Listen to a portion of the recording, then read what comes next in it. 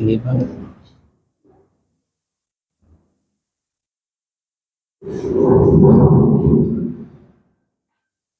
Assalamualaikum warahmatullahi wabarakatuh.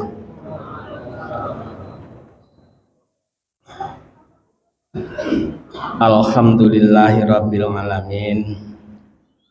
Wa bihi nasta'inu ala umurid dunya waddin. Allahumma sholli wa sallim wa barik ala hadzal nabil karim nabiyina Muhammadin rasulil amin wa ala alihi wa ashabihi ajma'in, amma ba'd.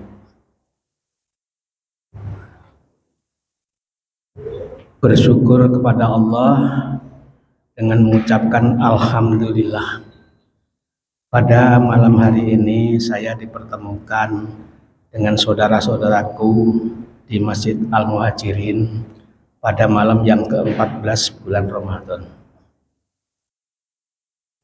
Harapan kita semuanya, mudah-mudahan pertemuan ini menjadi pertemuan yang dirahmati oleh Allah, pertemuan yang diberkahi oleh Allah, karena sesungguhnya di bulan Ramadan ini adalah syahrun mubarakun, bulan penuh keberkahan,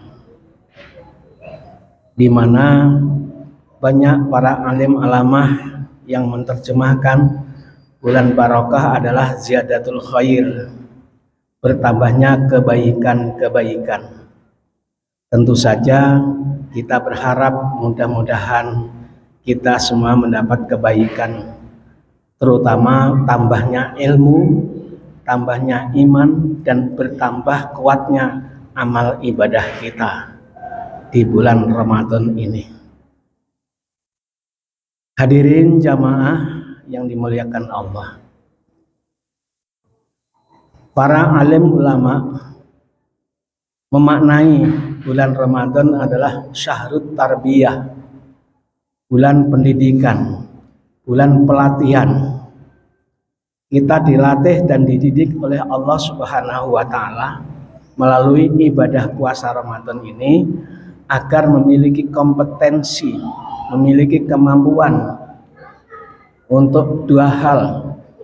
Yang pertama, agar kita dengan ibadah puasa ini mampu mengendalikan diri kita, karena sesungguhnya berpuasa adalah pengendalian diri.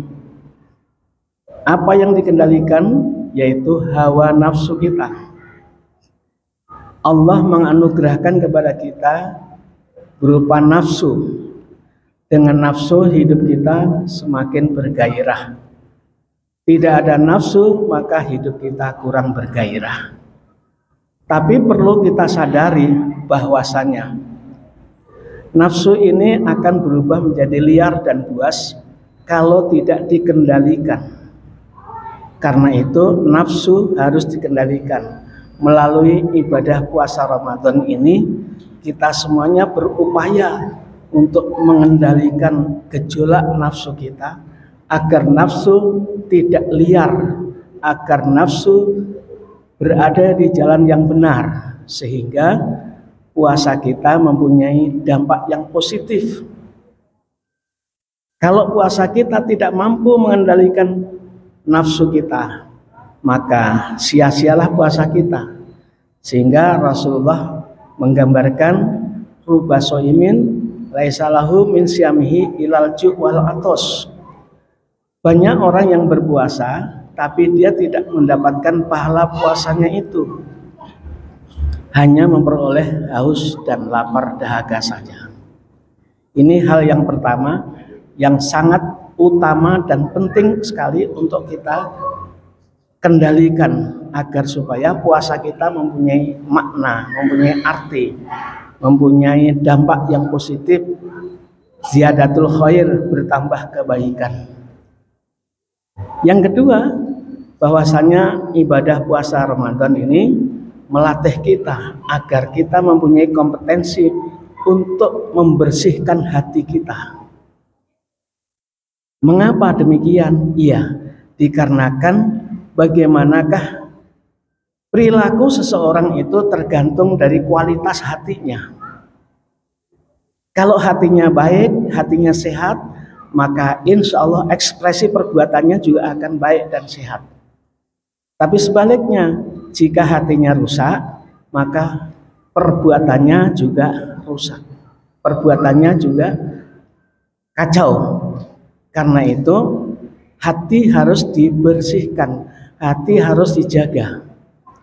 Rasulullah SAW memberikan kabar kepada kita, ala inna fil jasadi mudghah idza saluhat saluha sairu amalihi wa idza fasadat fasadal jasadu kulluhu ala wahya qalbu. Ketahuilah bahwa sesungguhnya di dalam diri manusia itu ada segumpal daging. Kalau daging itu sehat, maka sehatlah seluruh badannya. Dan sebaliknya, jika daging itu rusak, fasad, maka rusaklah seluruh tata perbuatannya. Ketahuilah itu adalah hati. Hadirin jamaah yang dimuliakan Allah, dalam sebuah uraian, maka hati ini secara fisiologi adalah merupakan organ tubuh yang sangat penting, yang berfungsi untuk mengalirkan darah ke seluruh tubuh kita, bekerja sama dengan jantung, paru-paru, dan ginjal. Makanya apabila sirkulasi darah ini bagus, hatinya sehat, kemudian ginjalnya juga sehat, jantungnya sehat, maka sehatlah seluruh tubuh manusia itu sendiri. Dan sebaliknya, jika organ tubuh ini sakit atau rusak, hatinya rusak secara fisiologi, kemudian ginjalnya juga rusak, lalu jantungnya juga rusak, maka rusaklah seluruh tubuhnya. Itulah hati. Nah, secara psikologi, hati ini menjadi pusat, menjadi sentral rasa dan perasaan kita. Di sana ada rasa sedih, ada rasa gembira, tapi ada juga rasa dendam, rasa dengki, rasa iri, dan berbagai macam perasaan. Itu secara psikologi. Karena itu hati harus dibersihkan agar supaya secara psikologi ini hati menjadi baik semuanya. Lalu kita tidak bisa melihat kondisi atau keadaan hati seseorang. Mungkin bapak-bapak tidak bisa melihat bagaimana hakikat hati saya, hati khatib ini. Tapi bisa melihat ekspresi daripada raut wajahnya, bisa dilihat dari perbuatan seseorang. Sedihkah orang itu hatinya, dilihat dari raut mukanya. Gembirakah seseorang, dilihat dari ekspresi perbuatannya. Marahkah seseorang, bisa dilihat daripada ekspresinya. Karena itu dalamnya hati tidak bisa diduga, sulit rasanya. Tapi kita bisa melihat, bisa membaca daripada ekspresi perbuatannya itu. Hadirin shaimin dan shaimat yang dimuliakan Allah, di dalam Al-Quran ada 3 golongan tipologi hati. Yang pertama adalah qalbun salim, hati yang bersih, hati yang sehat, hati yang mulia. Disebutkan dalam surat Asy-Syu'ara ayat 88-89. Yauma la yanfa'u malun wala banun illa man atallaha biqalbin salim. Pada satu hari nanti tidak ada gunanya harta dan anak-anak kecuali orang yang datang kepada Allah dengan hati yang bersih. Hati yang bersih indikatornya adalah dia itu punya iman, ikhlas, sabar, serta qanaah. Itu hati yang bersih, dan bersih daripada rasa ria, rasa dendam, dan sebagainya, sifat-sifat yang jelek. namanya kolbun salim, hati yang sehat, hati yang segar. Inilah yang diperlukan, dan ibadah bulan Ramadan ini diharapkan mampu membersihkan hati kita menjadi kolbun salim. Nah, ini yang terpenting ini. Kemudian yang kedua adalah hati yang marid, kolbun marid, hati yang sakit. Hati yang sakit yang bagaimana? Hati yang rusak, hati yang ada penyakitnya, hati yang ada virus-virusnya. Virus apa saja yang ada di dalam hati yang sakit? Yaitu ada rasa iri, rasa dengki, rasa dendam, dan seterusnya. Sifat-sifat hati yang jelek itulah kolbun marid. Kolbun marid disebutkan dalam ayat surah Al-Baqarah ayat yang ke-10. Fi qulubihim maradun fazadahumullahu maradun. Di dalam hati mereka ada penyakit dan bertambah sakit hatinya. Setiap kali melihat orang lain berbahagia, dia malah sakit. Tetapi kalau melihat orang lain sengsara, dia malah senang. Itulah ciri-ciri hati yang sakit. Ketika melihat saudaranya berhasil sukses, dia bukan turut senang, tapi malah susah. Melihat saudaranya sukses, dia susah. Tapi sebaliknya, kalau melihat saudaranya susah, dia yang senang. Itu orang yang hatinya sakit, hatinya kolbun marid. Sangat berbahaya ini. Karena itu kita harus jaga hati ini jangan sampai sakit, jangan sampai dihinggapi oleh sifat-sifat iri, dengki, dan seterusnya. Itu yang kedua. Yang ketiga adalah kolbun mayit, hati yang mati, hati yang beku sama sekali seperti batu. Di dalam surah Al-Baqarah ayat 74 disebutkan, summa qasat qulubukum kal hijarah wahia kal hijarah. Nah, kemudian hati mereka setelah diberikan penjelasan tanda-tanda kekuasaan Allah, tanda-tanda ayat-ayat Allah, hati mereka bukan tambah beriman, malah tambah mati, menjadi kolbun mayit, hatinya mati. Summa qasat qulubukum, kemudian hati mereka menjadi keras, wahia kal hijarah, seperti batu granit yang keras. Indikatornya apa? Indikatornya orang itu sombong. Sombong ini adalah merupakan penyakit turunan dari iblis. Karena apa? Merasa dirinya paling baik, merasa dirinya paling benar, merasa dirinya super. Itu iblis.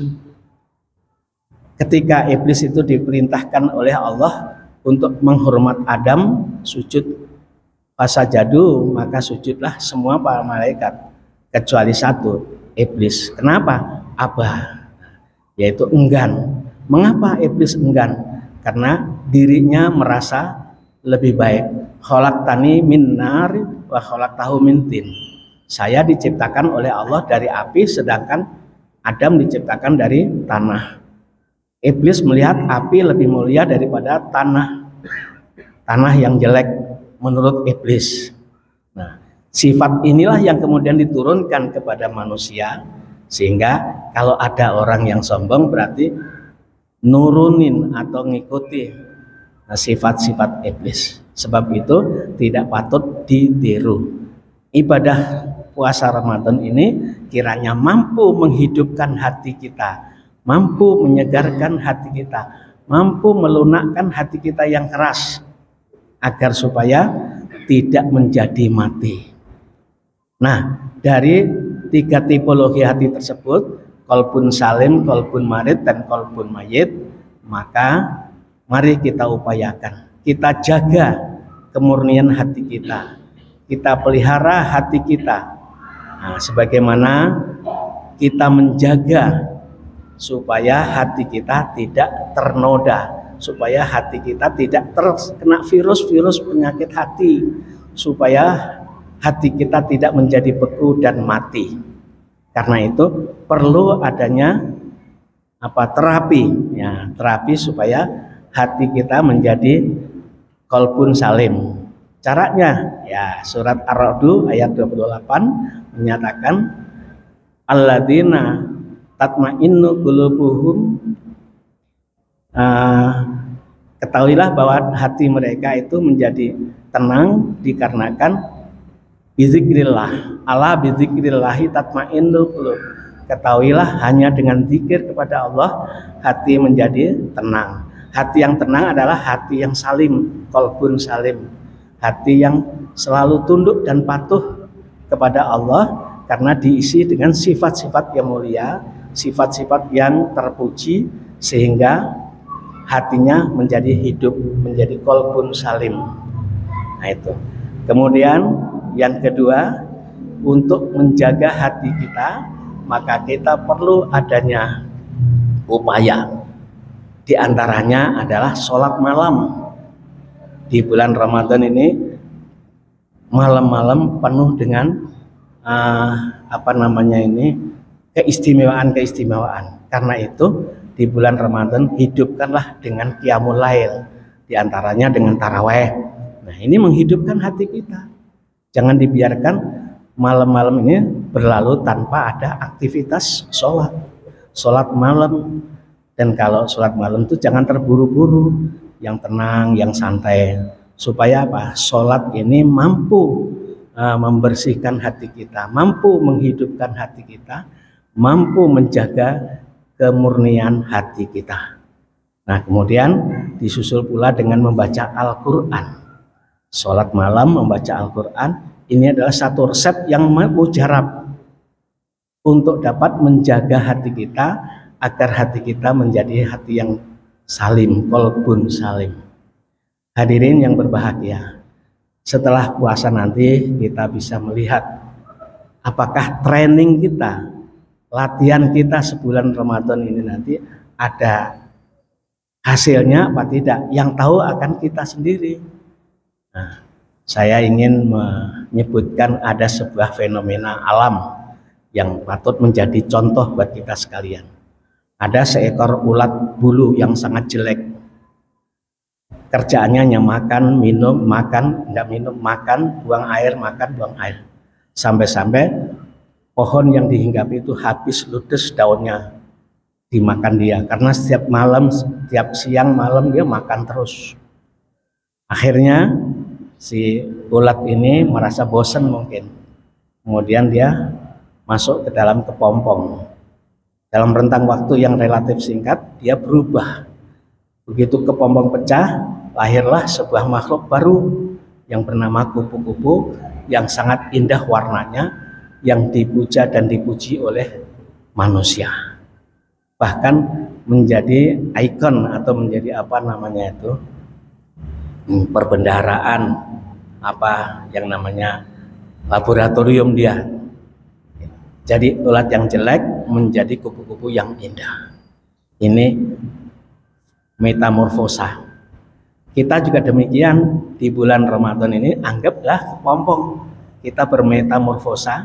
Setelah Ramadan nanti kita lahir kal waladathu ummuhu, lahir seperti baru dilahirkan ibu kita. Sehingga kita nanti bukan bajunya yang baru, tapi taatnya yang baru. Taatnya bertambah. Laisal id bisaubil jadid walakinna id taatul yazid. Nah, begitu kata pepatah. Bukanlah Idul Fitri itu bajunya yang baru, tetapi Idul Fitri adalah taatnya yang baru, yang meningkat. Yang tadinya males-malesan gak sholat malam, maka begitu lepas Ramadan rajin sholat malam dan mendapatkan bimbingan dari Allah Subhanahu wa Ta'ala. Sekali lagi saya ingin mengingatkan bahwa di bulan Ramadan ini ada satu keistimewaan yang tidak terdapat di bulan-bulan yang lain. Apa itu? Fihi Lailatul Qadar. Di dalam bulan Ramadan ada satu malam yang malam kemuliaan, yang kebaikannya khairun min alfi syahr. Kebaikannya lebih baik daripada 1000 bulan. Kita bayangkan satu malam jika kita beruntung mendapatkan satu anugerah dari Allah, kita mendapatkan keutamaan Lailatul Qadar. Orang-orang pada menjaring Lailatul Qadar. Tapi jangan lupa, meskipun Lailatul Qadar itu diinformasikan, diisyaratkan pada malam-malam likuran yang ganjil, namun Lailatul Qadar tidak sekonyong-konyong, tidak ujuk-ujuk kita dapatkan, harus melalui proses dari awal Ramadan sampai dengan nanti akhirnya. Enggak terus oh ya di malam likurannya datang tajil. Memang ada bagusnya, cuman ya itu harus proses dari awal. Bagaimana orang bisa mendapatkan Lailatul Qadar kok tiba-tiba? Ya, nggak mungkin. Karena itu dari sekarang kita harus mempersiapkan diri untuk hati yang penuh ketekunan untuk mendapatkan Lailatul Qadar. Alangkah beruntungnya jika di dalam kehidupan kita satu kali kita mendapatkan Lailatul Qadar, sangat-sangat beruntung. Betul-betul bulan Ramadan adalah bulan yang berkah, syahrun mubarakun. Tapi jika lewat begitu saja, maka tentu saja tidak memiliki makna apa-apa. Mudah-mudahan puasa kita, ibadah kita di bulan Ramadan ini betul-betul diberkahi oleh Allah Subhanahu wa Ta'ala. Demikian tausiah saya tidak bermaksud ngajari, tapi sekedar menyegarkan ilmu yang ada. Jangan sampai bulan Ramadan ini lewat begitu saja tanpa makna.